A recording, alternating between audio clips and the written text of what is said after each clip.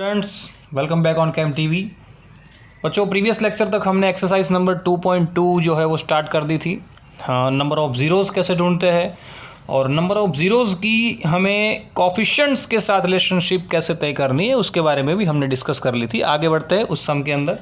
Exercise number 2.2 आप लोगों ने टाइटल ऑलरेडी लगा दिया होगा, वहाँ पे थोड़ा आगे कंटिन्यू करते हैं। वहाँ पे दूसरा सम मैंने होमवर्क में दिया था, आई होप सब ने कर दिया होगा। और जिन बच्चों को डाउट निकला है वो मुझे भेज दीजिएगा, मैं वो चीज़ भी आपको क्लियर करवा दूंगा। 4th नंबर का सम बढ़ते हैं आगे। 4u² plus 8u।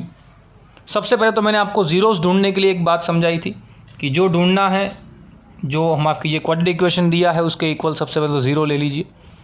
अब इस पूरे इक्वेशन में से 4u जो है वो कॉमन आ जाएगा। यहाँ पे फैक्टर निकालने की आवश्यकता रहेगी नहीं। क्यों?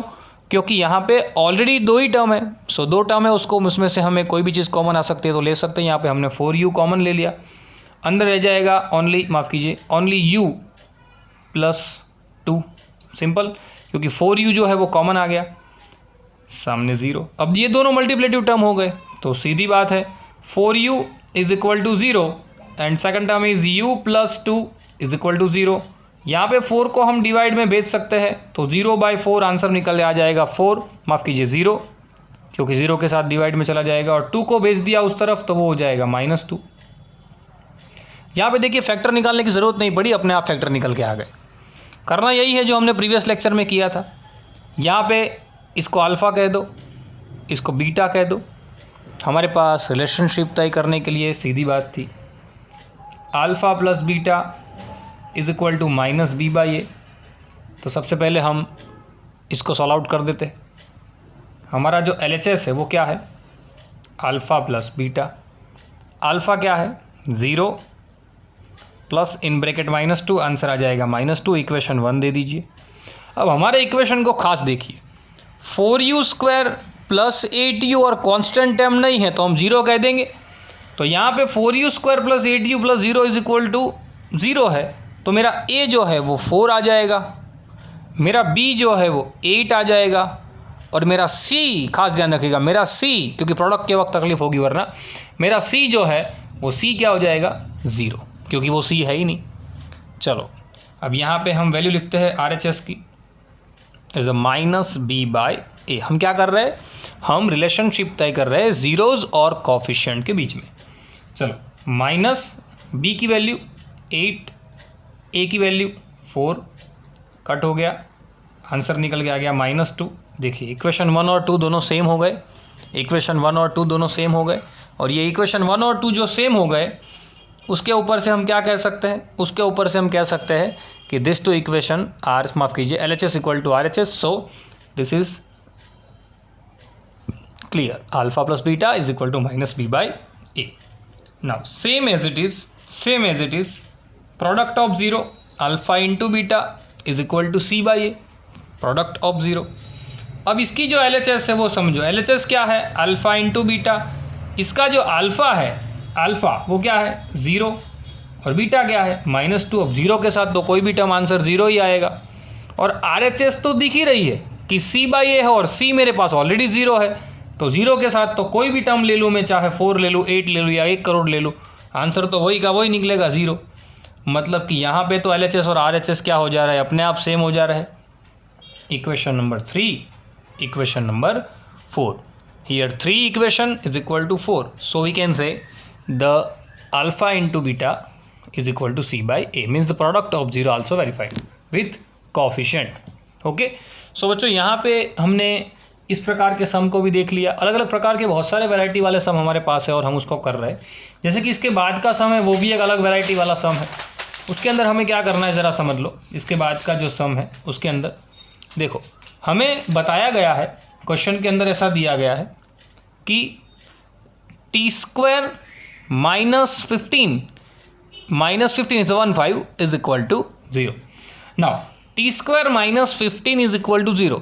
हियर हमारे पास क्या है, स्क्वायर वाला टर्म है बट 1 पावर वाला टर्म नहीं है। बट ये जो है उसको देख के याद आना चाहिए, 9th के अंदर सीखे थे we have one formula means identity, a² - b² is equal to a - b and a + b।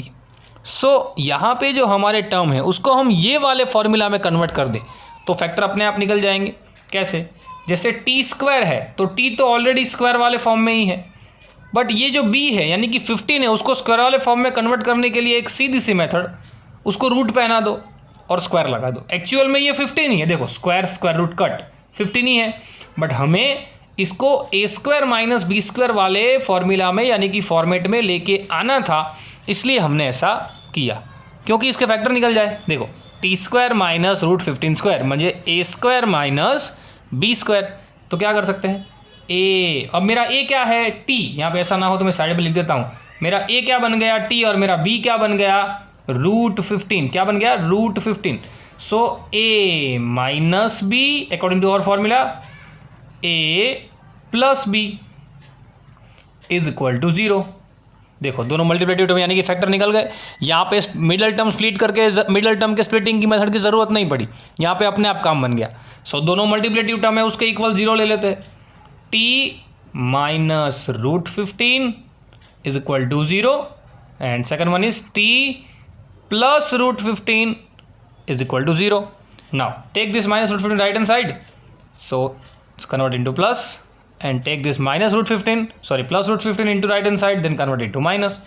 So this is our two zeros means our alpha and beta. This is our alpha, this is our c. यहाँ पे कुछ बच्चे मुझे question किया था अगले lecture के लिए, अगले लेक्चर के अंदर कि सर अल्फ़ा बीटा अलग अलग ले सकते हैं। हाँ ले सकते हैं, आप इसको भी अल्फ़ा ले सकते हो, इसको बीटा लो, इसको अल्फ़ा लो, इसको बीटा लो, उससे कोई फ़र्क नहीं पड़ता, पर जिसको ले लो उसको फिक्स कर दो। ओके चलो, यानी कि मेरा जो अल्फ़ा है वो मुझे क्या मिल जाएगा? रूट 15, और मेरा जो बीटा है वो मुझे क्या मिल जाएगा? Minus root 15। And according to our equation, अब खास ध्यान रखिएगा, टी स्क्वायर अब 0 वाला टर्म नहीं है तो लिखना पड़ेगा, 1 पावर वाला टर्म नहीं है ना तो बाहर से लाना पड़ेगा, क्योंकि हमें ए बी सी तीनों चाहिए, ये सब बनाना पड़ेगा ना। एक्चुअल फॉर्मेट हमारा कौन सा?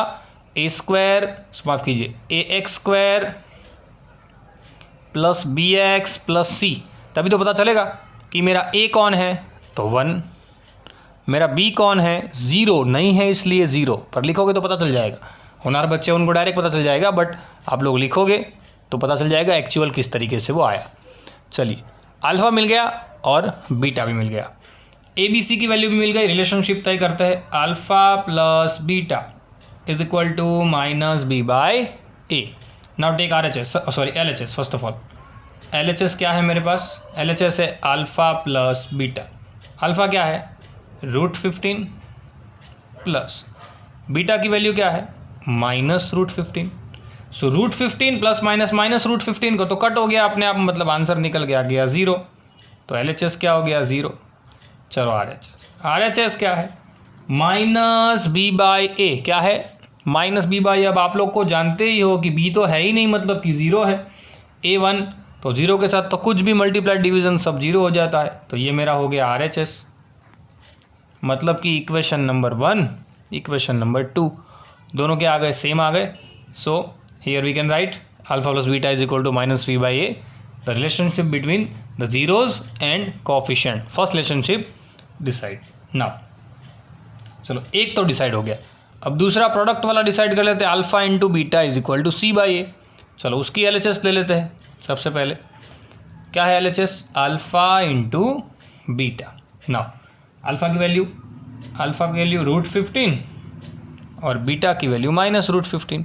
यहाँ पे बच्चे बहुत मिस्टेक करते हैं। बहुत एकदम बेसिक रूल है कि जब रूट के साथ सेम नंबर वाला मल्टीपल होता है, जब रूट के साथ सेम नंबर वाला मल्टीपल होता है तब वो क्या बन जाता है? रूट हट जाता है, सिर्फ अंदर का नंबर रह जाता है। साइन हो तो साइन आ जाती है, यानी कि रूट 15 बट माइनस की साइन है इसलिए माइनस रूट 15, माफ़ कीजिए माइनस 15। Equation number 3। चलो इसका R H S C by A. C कितना है? सी की वैल्यू है माइनस 15, ए है 1, तो यहाँ पे तो डायरेक्ट आ गया माइनस 15, तो आर एच एस भी सेम हो गया। Equation number 4। सो अकॉर्डिंग यहाँ पे मिल गया according to our equation 3 and 4 this both are same. So alpha into beta is equal to C by A. तो इस प्रकार के सम, ऐसे वैरायटी वाले सम भी आपको यहाँ पे देखने को मिल सकते हैं। आपको यहाँ पे ऐसा भी लगेगा कि कहीं कहीं पे मिडिल टर्म नहीं दिया होगा, कहीं पे लास्ट टर्म नहीं दिया होगा। क्लियर? बट क्वाड्रेटिक है तो क्वाड्रेटिक वाला टर्म तो ज़रूर दिया होगा, क्योंकि लीनियर बन जाएगा इधर, अदरवाइज क्या बन जाएगा, वो लीनियर बन जाएगा। और अगर वो लीनियर बन गया तो फिर तो एक ही जीरो मिलेगा, बट क्वाड्रेटिक है इसलिए अल्फा बीटा दोनों की बातें होगी। ठीक है, सेम यहाँ पे एक और सम है, मैं आपको वो होमवर्क के अंदर दे रहा हूँ। ऐसा ही है जैसा मैंने पिछले लेक्चर के अंदर आपको एक होमवर्क दिया था, वैसा ही होमवर्क अभी एक दे रहा हूँ। यहाँ पे भी एक सम है जो कि 6th नंबर का है, बहुत ईजी है, मैं आपको हिंट दे दूंगा।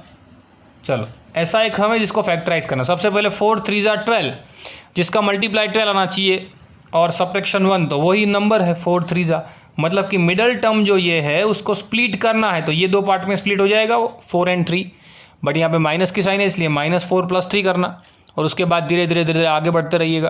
क्लियर, जैसे क्या करना रहेगा, सबसे पहले मिडल टर्म को स्प्लिट कर दिया, 2 कॉम्प्लेक्स बनेंगे, कॉम्प्लेक्स बनने के बाद आप उसमें से कॉमन लोगे तो अल्फा और बीटा की वैल्यू मिल जाएगी। अल्फा और बीटा की वैल्यू मिलने के बाद आपको क्या करना है, रिलेशनशिप तय करना है अल्फा प्लस बीटा का और अल्फा इंटू बीटा का। फॉर्मूला नहीं भूलना है, alpha plus beta minus B by A हो जाएगा, alpha into beta C by A हो जाएगा। तो यहाँ पे हम अपना जो पहला क्वेश्चन है वो क्लियर करते हैं। 3 मार्क का सम बच्चों ऐसा आता है। यहाँ पे हमने क्या सीखा, हमारे पास पोलिनोमियल है और उसके ऊपर से मुझे जीरोज़ को ढूंढना है, तो ये चीज़ मेरी काम में आती है। अब नेक्स्ट लेक्चर के अंदर हमारे पास जीरोज़ होंगे, यानी कि वैल्यू होगी alpha plus beta alpha into beta की, और उसके ऊपर से हम पोलिनोमियल ढूंढेंगे। वो भी बहुत ईजी मेथड है। आपको सिर्फ कहाँ पे ध्यान रखना है, आपको एक चीज़ पे फोकस रखना है कि आपको जो अगर क्वेश्चन में ऐसा कुछ दिया जाए कि फाइंड जीरोज़, मतलब समझ जाना है फाइंड जीरोज़ का मतलब क्या, आपको एक्स की वैल्यू ढूंढनी है। और अगर साथ में ये भी कह दे कि verify the relationship between the zeros and coefficient, तो आपको ये सब करना पड़ेगा। मतलब कि अल्फा प्लस बीटा की वैल्यू, अल्फा इंटू बीटा की वैल्यू, उसके रिलेशनशिप, उसके ये 2 मेन फॉर्मूला वो आपको याद रखने पड़ेंगे। क्लियर, ABC की वैल्यू आइडेंटिफाई करनी रहेगी, किस तरीके से आती है वो। ओके, तो ये सारी बातें अगर आपके दिमाग में होगी तो आप ये चीज़ तो कर पाओगे। और अगले लेक्चर के अंदर मैं आपको वो मेथड भी सिखा दूंगा कि हमारे पास अल्फा प्लस बीटा और अल्फा इंटू बीटा हो तो हमें कैसे जाना है। ठीक है, सो खास बच्चों, जैसे मैं हर वक्त लेक्चर में कहता हूँ कि आप इसकी प्रैक्टिस कीजिएगा अच्छी तरीके से। जितनी जल्दी प्रैक्टिस करोगे, यहाँ पे आपके सामने होमवर्क है, आप इसका स्क्रीनशॉट लेके होमवर्क ले सकते हो। ये चीज़ खास कर दीजिएगा, मैं आपको हर एक लेक्चर में कुछ ना कुछ होमवर्क देता रहूँगा, आप इसकी प्रैक्टिस करते रहिएगा।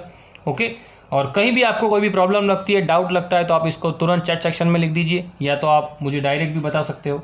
ठीक है, सो बच्चों, मिलते हैं अगले लेक्चर में। Till then, thanks a lot.